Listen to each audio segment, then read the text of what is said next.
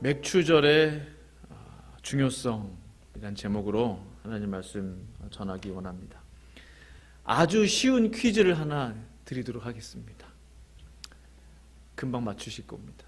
미국에서 가장 큰 명절은 어느 날일까요? 정답은 네? 뭐라고요?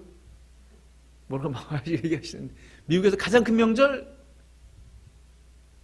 뭐 나온 것 같은데, 예, 추수감사절로 그렇게 돼 있죠. 그렇게 알고 있는데요. 저는 11월에 있는 이제 추수감사절이, 그때는 웬만한 정말 다 쉬고 문 닫고, 한국의 이제 한가위 비슷해요. 추수감사절인데요. 우리 아시는 분들 계시겠지만 이제 성경에는 추수감사절이 없죠.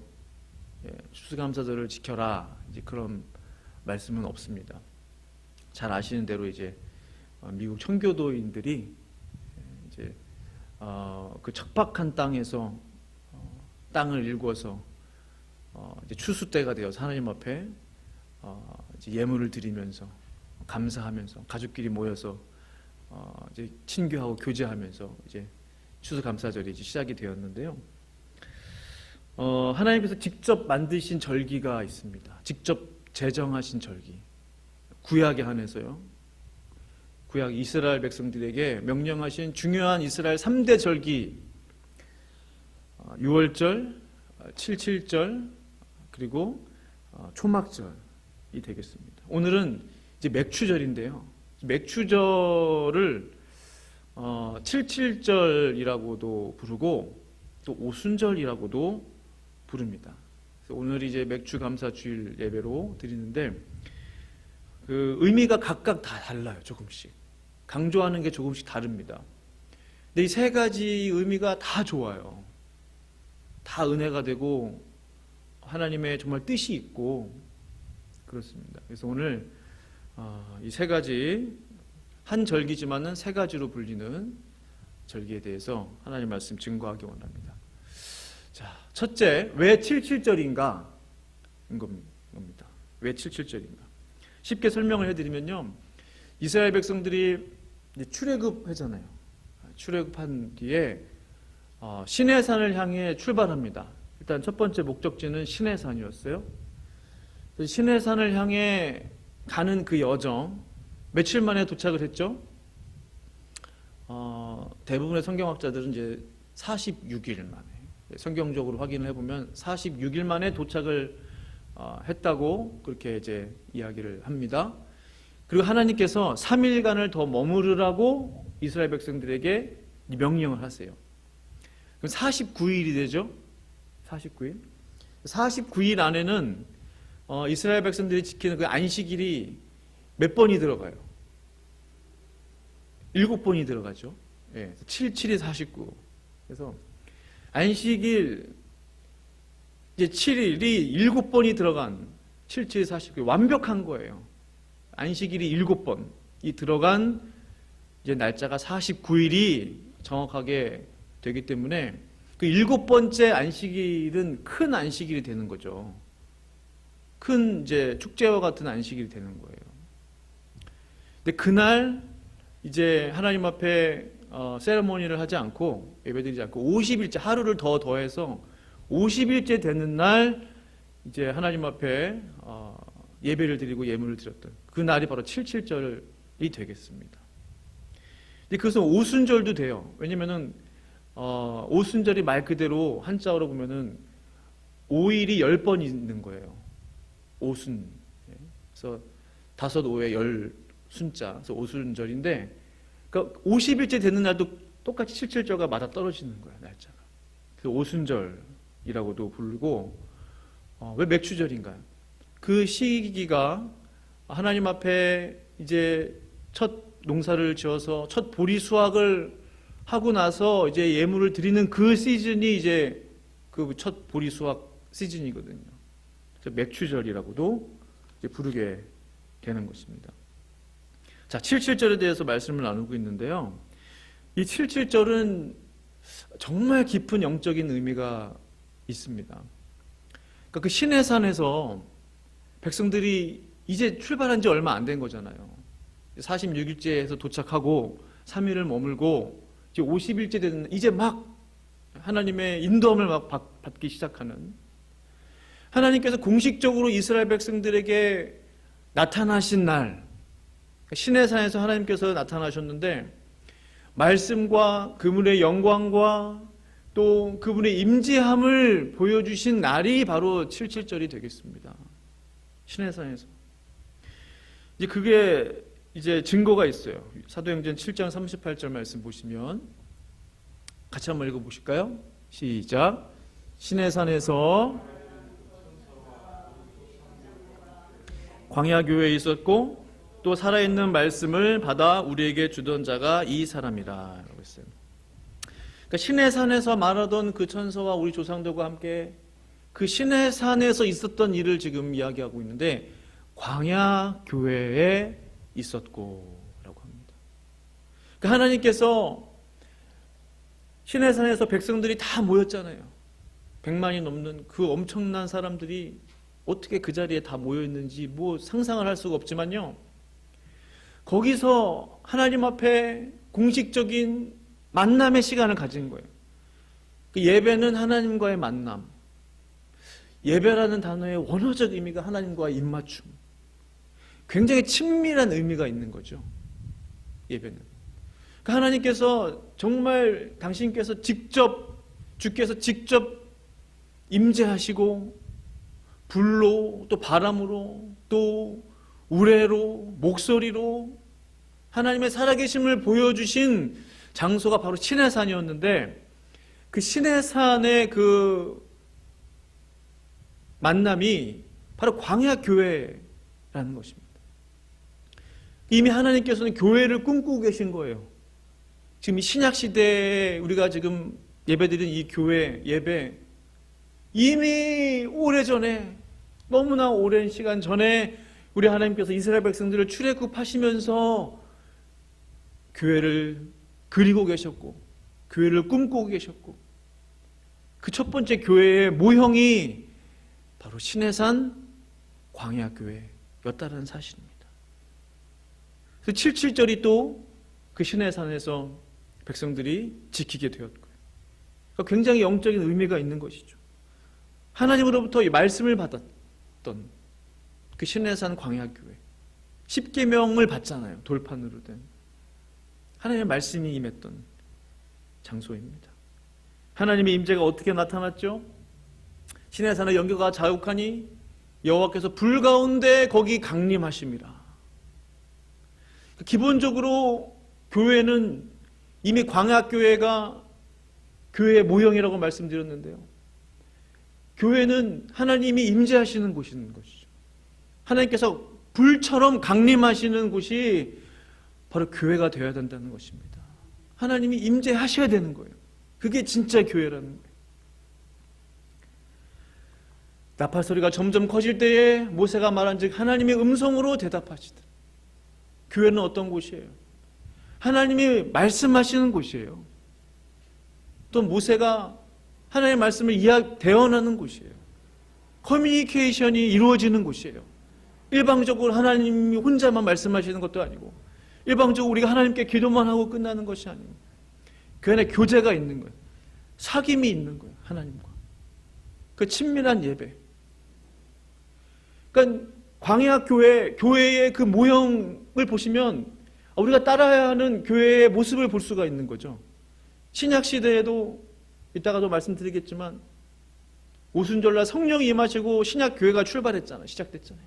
그때도 성령께서 임재하셨다는 거죠. 뜨겁게, 분명하게. 구약시대에 교회에 모형되는 그 시내산 광야교회도 하나님의 불처럼 바람처럼 능력으로 권능으로 임했다는 사실입니다. 신약에서도 구약에서도 교회의 모형은 저렇다는 거예요. 하나님이 역사해 주신다는 거예요. 능력으로 함께 하신다는 겁니다. 바로 7.7절. 그 절기가 그 즈음에 있었다라는 사실입니다. 정리한다면 이래요. 광야교회로 처음 모인 날이 되겠습니다. 77절. 하나님의 말씀 10계명이 임한 날이고 주어진 날이고 하나님의 임재가 있었던 날인 것이죠. 하나님의 교회, 하나님의 말씀, 하나님의 임재, 이것이 다 더해진 날, The Feast of Weeks 77절이 되겠습니다. 그러니까 얼마나 우리에게 영적인 의미가 있는 날이에요. 그냥 뭐 절기 중에 하나인가 보다. 뭐 우리는 보리 수확도 안 하는, 농사도 안 짓는데 뭐 맥추절 별로 감이 안 와요. 감동이 안 와요. 그러나 이 영적인 관점으로 볼 때 이 맥추절은 굉장히 큰 의미가 있다라는 사실입니다. 우리가 77절 이제 말씀을 드렸고, 그 맥추절이라고도 부르는데 왜 맥추절인가? 일단 맥추절은 잘 아시는 대로 보리 추수, 첫 보리 추수를 하고 나서 다 그거를 이제 수확을 한 다음에 수확한 것을 감사로 드리는 날이 맥추절이 되는 것이죠. 이거 기본적으로 잘 알고 계세요. 맥추절은요, 기본적으로 드리는 날이에요. 방금 말씀드린 대로 첫 수확을 하고 나서 얼마나 감사해요. 노예로 살다가 이집트에서 이제 하나님께서 자유로 이끌어내시고 생명으로 이끌어내시고 이제 땅을 일구어서 곡식을 심고 소출을 얻게 하시고 얼마나 감사해요. 살만하다 이거예요. 이 모든 것이 하나님의 은혜다. 그 은혜에 감사를 드리는 날. 핵심은 드리는 것입니다. 맥추절의 핵심은 드리는 거예요. 오늘 말씀 출애굽기 23장 16절 말씀 다시 같이 한번 읽어보실까요? 맥추절을 시작. 맥추절을 지키라. 이는 내가 수고하여 밭에 뿌린 것의 첫 열매를 거둠이니라 라고 했습니다. 그렇죠. 분명히 맥추절을 지켜라. 땅에 뿌린 것의 첫 열매를 거두었기 때문이다 라고 말씀하고 계십니다. 10절 말씀 오늘 본문 다시 한번 읽어보겠습니다. 내 하나님 시작. 내 하나님 여호와 앞에 77절을 지키되 내 하나님 여호와께서 내게 복을 주신 대로 내 힘을 헤아려 자원하는 예물을 드리고 라고 했습니다. 그러니까 중요한 것은 이거죠. 내 하나님 여호와 앞에서 77절을 지키라는 거예요. 사람 앞에서 지키라는 게 아닙니다. 하나님 앞에서, 그 하나님은 어떤 하나님이에요? 내 하나님 여호와께서 내게 복을 주신 대로. 남 볼 거 아닙니다. 하나님이 나에게 어떠한 복을 주셨는가? 하나님이 정말 나에게 어떠한 은혜를 주셨는가? 그것을 생각해 보라는 거예요. 그 복을 주신 대로 내 힘을 헤아려, 내 능력을 보라는 거예요. 내 힘이 닿는 대로, 내 형편에 맞게, 나의 사정에 맞게 자원하는 마음으로 예물을 드리는 것입니다. 억지로 드리는 게 아니에요. 누가 시켜서 드리는 거 아니고 눈치 보고 나도 드려야 되니까 이런 거 아닙니다. 하나님 앞에서 내가 정말 감사하는가? 하나님 나에게 주신 축복과 은혜가 감사한가? 그러면 자원하는 마음으로 하나님 앞에 예물을 드리는 것입니다. 중요한 것은 마음인 것이죠. 자원하는, 제가 볼 때 마음이 들어가면 완벽했을 것 같은데, 자원하는 마음으로 예물을 드리고, 충분히 마음이 들어가도 되겠죠. 자원하는 마음으로 예물을 드리고. 성도 여러분, 헌금은 액수가 아니고 마음입니다. 마음이에요. 어떠한 마음으로 드리는가? 바로 내 하나님 여호와 앞에서. 누가복음 21장을 보시면 예수님께서 성전에서 헌금 넣는 것을 보시는 장면이 기록되어 있어요. 그러니까 성도들이 이제 헌금을 이렇게 내는 것을 예수님이 이렇게 보고 계시는 거죠. 무엇을 보셨을까요? 상상해 보시면 여기는 얼마나 부자가 많나, 정말 헌금을 얼마 넣었나, 그걸 보시겠어요? 예수님은 헌금을 넣는 그 사람의 마음을 보고 계시는 거예요.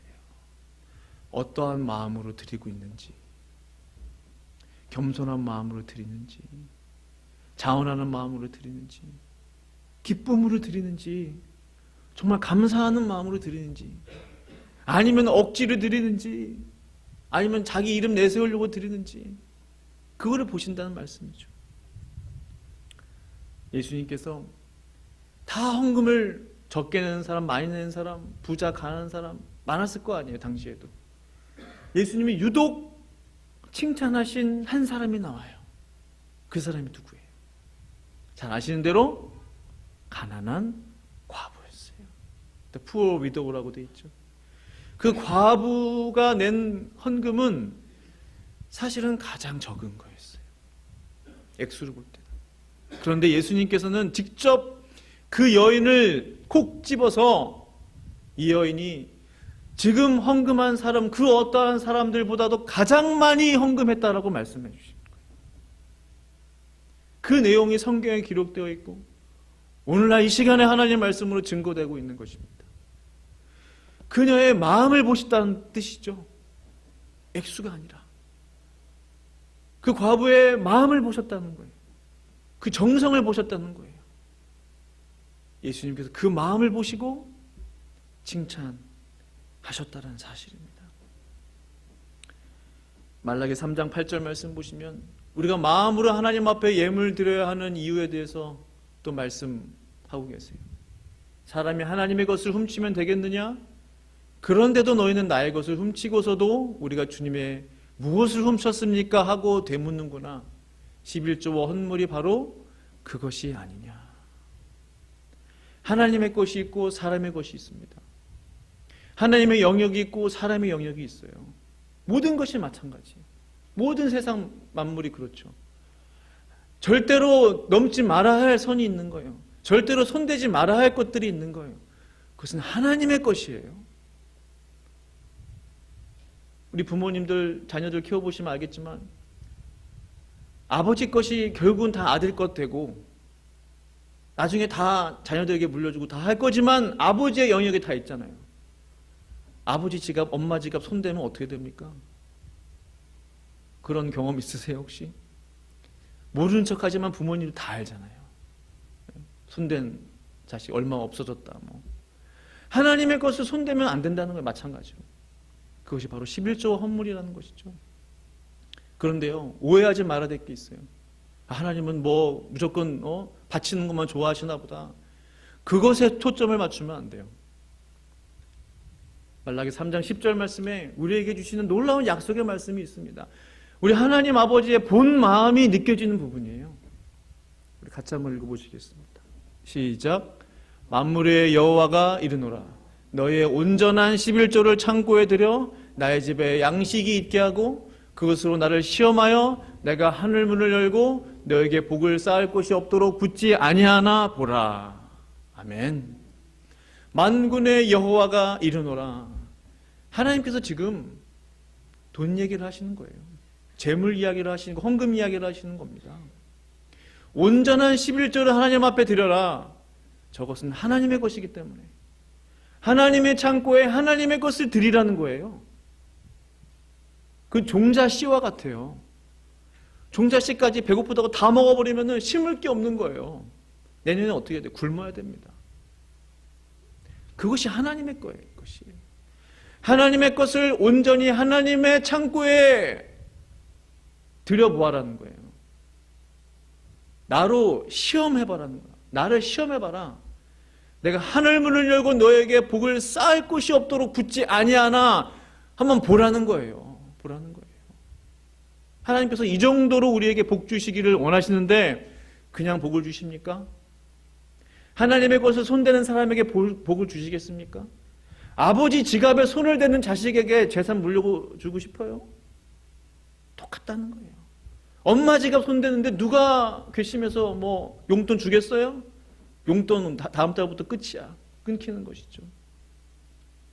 하나님의 것을 하나님께 온전히 드리는 성도에게, 자녀에게 하나님은 쌓을 곳이 없도록 축복해 주시기를 원하시는 그 하나님 아버지의 마음을 우리가 기억할 수 있기를 간절히 축원합니다. 아멘.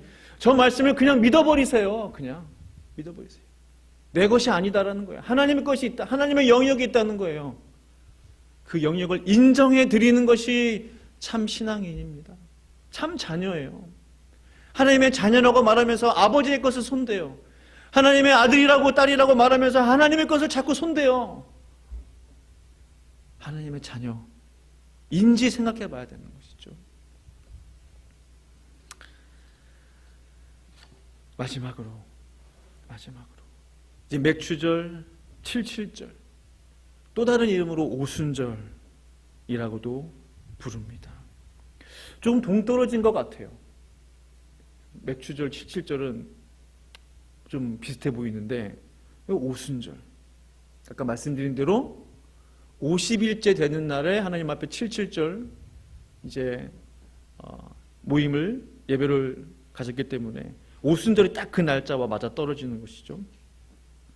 오순절은요, 이 맥추절과 77절의 다 콤비네이션이라고 보시면 돼요. 맥추절과 77절이 가지고 있는 그 강조하는 게 다 달랐잖아요. 맥추절은 하나님 앞에 드리는 날에 포커스가 돼 있고, 77절은 뭔가 하나님의 깊은 임재와 역사와 예배와 뭐 말씀 다 말씀드렸습니다. 이것이 더해진다는 거예요. 그 오순절날 무슨 일이 있었어요? 성령의 강림이 있었습니다. 77절 그때는 신해산 광야교회에서는요, 하나님이 그냥 나타나셔서 모든 백성들이 그 하나님을 보는 거였어요. 그 하나님 한 분이 임재하셔서 그 하나님을 보고 그 목소리를 듣고 뭐 임재를 경험하고. 근데 이 오순절은요, 이 스케일이 달라요. 하나님께서 직접 각 사람의 1대1로 임재하신 거예요. 1대1로. 각 사람 머리 위에 성령으로 기름 부으셨다는 거예요. 한 사람. 그 사람의 형편에 맞게, 그 사람의 기질에 맞게 성령의 임재하심이 다 있었다는 것입니다. 그러니까 맥추절이, 초실절이 오순절까지 연결이 되는 거예요. 이게 하나의 큰 흐름 가운데 있는 하나님의 놀라운 역사하심의 어떤 하나님의 큰 역사죠. 히스토리인 것이죠. 맥추절이 가지고 있는 놀라운 하나님의 축복, 기본적으로 이제 추수에 대한 감사를 드리면서 축제를 벌이는 날이거든요. 함께 먹고 마시면서 감사의 예배를 드리면서 잔칫날이거든요. 그러니까 오순절도 영적인 잔칫날이 된다는 것이죠. 하나님의 임재가 있는 잔칫날이 되는 것이죠. 보리 추수의 그 축제일이 이제는 성령 충만의 축제일로 바뀌는 것이죠. 구약시대에 있었던 그 모든 맥추절과 77절의 좋은 은혜들이 다 오순절 날 부어지는 것이죠. 이 놀란 하나님의 임재하심, 이 놀란 하나님의 역사하심이 바로 오순절이 되는 것입니다. 하나님께서 우리에게 이 맥추절과 77절, 오순절을 주시는 그 이유가 있다고 저는 생각합니다. 하나님 분명히 이 절기들을 기억하게 하심으로 주시고자 하시는 놀라운 섭리가 있다고 저는 믿어요. 하나님께서 말씀으로 임재하시고 능력으로 임재하신, 또한 교회를 새롭게 하시고 교회를 부흥케 하시는 그 오순절 마가다락방 사건을 통해서 신약교회가 세워지고 그 뒤로 하나님의 놀라운 역사가 일어났거든요. 믿는 사람들이 뭐 몇천 명씩, 3천 명, 5천 명씩 돌아오는 역사가 일어났다는 것이죠. 그 모든 역사가 오늘 드리는 이 맥추절과 다 한 맥락으로 연결되어 있다는 것입니다. 우리가 이것을 지킬 때마다, 맥추절 이 절기를 지킬 때마다 그것을 떠올리는 거예요. 아, 교회의 모형은 이런 것이었구나. 구약시대의 광야교회 모형도 이런 것이었구나. 신약시대 초대교회 모형도 이런 것이었구나. 우리가 이 절기를 지킬 때마다 하나님께서 원하시는 그 교회의 모형을 회복해야 되는 것이구나. 하나님 원하시는 교회를 세워나가야 되는 것이구나. 다시 한번 우리가 리마인드하는 것이죠. 이 절기가 없다면 그냥 잊어버리는 거예요. 성경을 찾아보지도 않아요. 맥주절 그 옛날 언젠가 드렸던 그 절기 중에 하나가 되어버리는 거예요. 요새는 맥주절 예배 안 드리는 교회도 굉장히 많잖아요. 저는 그렇지 않다고 봅니다. 너무나 중요한 구약시대에도 그랬고 모세시대에도 그랬고 지금 신약교회를 살아가는 이 시대에도 너무나 중요한 절기가 바로 맥주감사절인 것입니다. 말씀을 마무리합니다. 간절히 바랍니다. 이 놀라운 하나님께서 정해놓으신 맥주감사절, 이 절기를 통해서 하나님께서 부어주기를 원하시는 그 놀라운 축복과 은혜가 저와 성도님들 가운데, 성도님들의 가정 가운데, 이 교회 가운데 넘칠 수 있기를 간절히 축원합니다. 아멘. 기도하시겠습니다. 하나님 아버지, 참 감사합니다. 우리가 잊어버릴 수 있는 이 맥주절, 그러나 하나님께서 지키라고 명령하셨던 이 맥주절 77절, 또 같은 이름으로 불리는 이 오순절, 놀라운 하나님의 은혜가 있고 축복이 있고 놀라운 하나님의 섭리가 있는 것을 다시 한번 우리가 생각해 보게 됩니다. 하나님께서 허락해 주기를 원하시는 그 놀라운 맥주절의 은혜와 축복이, 감사가 우리 새벽교회 가운데 넘칠 수 있는 놀라운 은혜가 있을 수 있도록 주여 은혜 베풀어 주시옵시고, 앞으로 하반기 새벽교회가 달려갈 길과 우리 성령께서 함께하여 주셔서 오순절 마가다락방에서 있었던 그 놀라운 초대교회 역사가 우리 새벽교회 가운데 일어날 수 있도록 주여 큰 은혜 베풀어 주시옵소서. 감사를 드리며 예수님의 이름으로 간절히 기도합니다. 아멘.